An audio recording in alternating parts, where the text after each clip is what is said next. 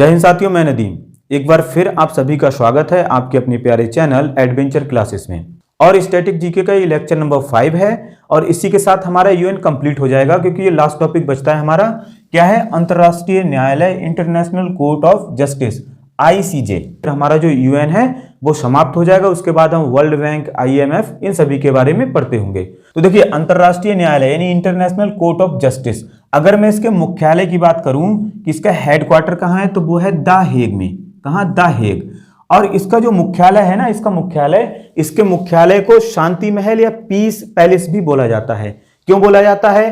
क्योंकि जो आपका अंतर्राष्ट्रीय न्यायालय है, तो इसका उद्देश्य क्या है? इसका उद्देश्य क्या है? मैं यहां लिख देता हूं उद्देश्य। तो इसका उद्देश्य है अंतर्राष्ट्रीय स्तर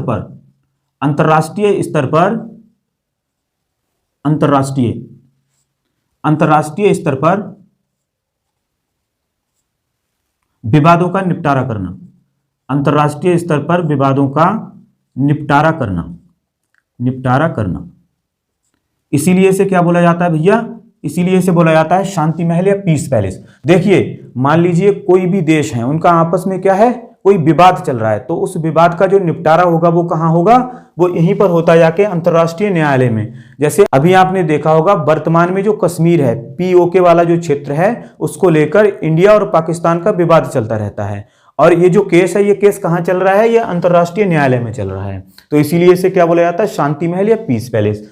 अगर मैं इसकी स्थापना या गठन की बात करूं, तो इसकी स्थापना होती है 18 अप्रैल 1946 में। किसके द्वारा? तो आपको पता होगा, इससे पहले वाली वीडियोज में मैंने आपको बताया था कि यूएन चार्टर 1945 के द्वारा इसके जितने भी अंग हैं उन सभी की स्थापना हुई थी। तो इसकी भी स्थापना उसी के द्वारा हुई है। कब? 18 अप्रैल 1946।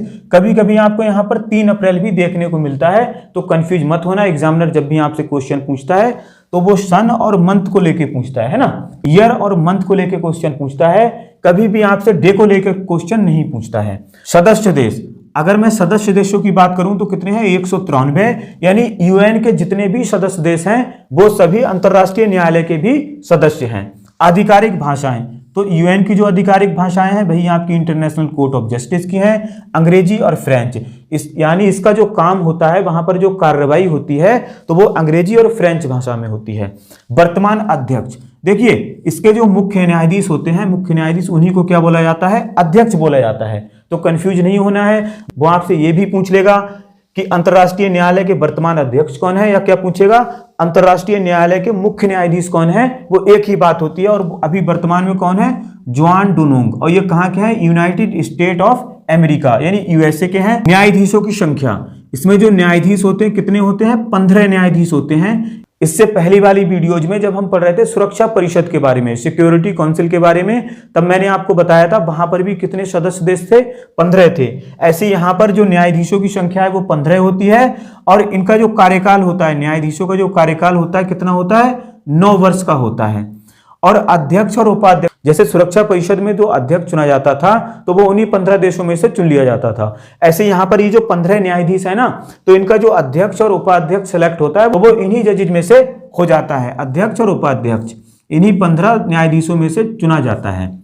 ठीक है। अध्यक्ष व उपाध्यक्ष का कार्यकाल, देखिए ये जो जज हैं यानी जो न्यायाधीश हैं, इनका तो कार्यकाल कितना है? 9 वर्ष का है। बट जो अध्यक्ष बनेगा या उपाध्यक्ष बनेगा भैया, उसका कार्यकाल कितना होगा?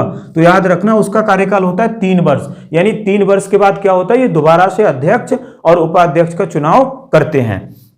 न्यायालय का कोरम, देखिए न्यायालय का जो कोरम है उसके लिए कितने चाहिए? 9 न्यायाधीश चाहिए। जब पॉलिटी पढ़ रहे होंगे तब ये कोरम वाला वर्ड है ना, ये बहुत अच्छे से मैं एक्सप्लेन करूंगा और वहां बहुत अच्छे से समझ पाओगे इस चीज को। अभी बस इतना समझ लो, 15 कौन है? न्यायाधीश हैं। इनमें से एक तरफ 6 है, एक तरफ 9। जैसे मान लो हमारा जो अभी वर्तमान में कश्मीर को लेकर मुद्दा चल रहा है, अब उसका क्या आता है? उसका रिजल्ट आता है।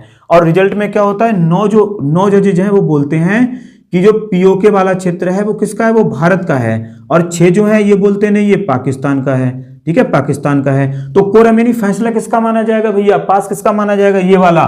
क्योंकि ये जो कंडीशन इन्होंने लगा रखी है कि जो भी फैसला है, एक तरफ 9 जज हो जाए, एक तरफ 6, 5, 4 जितने भी हो जाएं, जिस तरफ 9 हो गए भैया, वही क्या है? फैसला सर्वमान्य होगा और उसी फैसले को मान लिया जाएगा। तो ऐसे ही तो POK किसका हो जाएगा? हमारा हो जाएगा। ठीक है। अब देखिए, अगर बात करें कि न्यायालय में पहले भारतीय मुख्य न्यायाधीश, तो वो कौन थे आपके? डॉक्टर नगेंद्र सिंह, न्यायालय में पहले भारतीय मुख्य न्यायाधीश। और दूसरा क्वेश्चन क्या बनता है? न्यायालय में पहले भारतीय न्यायाधीश, तो वो कौन थे आपके? बेनेगल रामाराव। देखो कंफ्यूज नहीं होना है बिल्कुल भी, अगर वो ओनली क्या पूछता है आपसे? भारतीय न्यायाधीश, यानी ये जो 15 जज होते हैं ना, तो इसमें भैया पहले भारतीय न्यायाधीश कौन थे? ओनली न्यायाधीश पूछे तो बेनेगल रामाराव हैं। बट अगर मुख्य न्यायाधीश पूछे, यानी मुख्य न्यायाधीश भी कोई बना है, तो पहले कौन बने थे भारत की तरफ से? डॉक्टर नगेंद्र सिंह। ठीक है। अब वर्तमान में भारतीय न्यायाधीश, यानी ये जो 15 हैं, तो 15 में से भारत के भी एक न्यायाधीश हैं और उनका नाम क्या है? दलवीर भंडारी। और ये जो न्यायाधीश है ना, तो न्यायाधीशों का चुनाव कौन करता है? इनको न्यायालय में भेजता कौन है? तो भैया वो काम किसका है? महासभा का काम है कि न्यायाधीशों का चुनाव महासभा के द्वारा किया जाता है। और एक और कंडीशन है इसमें, क्या है? कि कोई भी 2 न्यायाधीश एक देश के नहीं हो सकते। जैसे मान लो अमेरिका है, रसिया है या चाइना है, अब ये कहने लगे ना भैया हमारे देश को तो 2 जज जाएंगे, तो ऐसा नहीं हो सकता, एक देश का सिर्फ एक ही जज वहां पर जा सकता है। तो गाइज अंतरराष्ट्रीय न्यायालय से आपके जितने भी क्वेश्चंस बन सकते थे, मैंने 1 बाय 1 आपको सभी समझाने की कोशिश की है। और इसी के साथ हमारा जो यूएन वाला टॉपिक है वो समाप्त होता है। और गाइज नेक्स्ट वीडियो में जो भी हमारे अंतरराष्ट्रीय प्रमुख संगठन बचे हुए हैं उन सभी के बारे में हम जानेंगे, जैसे आपका वर्ल्ड बैंक हो गया, IMF हो गया, ADB यानी एशियन डेवलपमेंट बैंक हो गया। इसी के साथ मैं नदीम लेता हूं आपसे विदा। जय हिंद, जय भारत।